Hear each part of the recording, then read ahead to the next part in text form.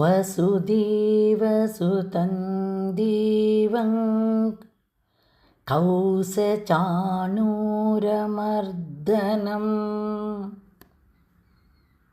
ದೇವಕೀ ಪರಮಾನಂದಂ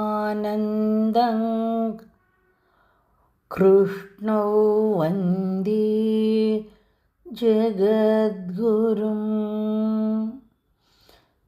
ಶುಕ್ರೌ ವಂದೇ ಜಗದ್ಗುರುಂ. ಗುರುವಿನ ಪಾದಾರವಿಂದಗಳಿಗೆ ನಮಿಸೋಣ.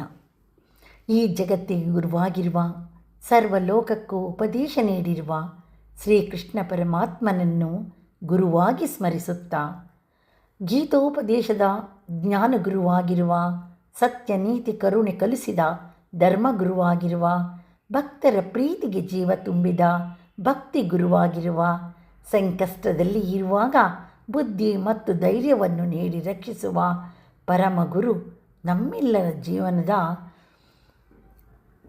ಆಧ್ಯಾತ್ಮಗುರು ಗುರು ಶ್ರೀಕೃಷ್ಣ ಪರಮಾತ್ಮ. ಕೃಷ್ಣಂ ವಂದೇ ಜಗದ್ಗುರುಂ.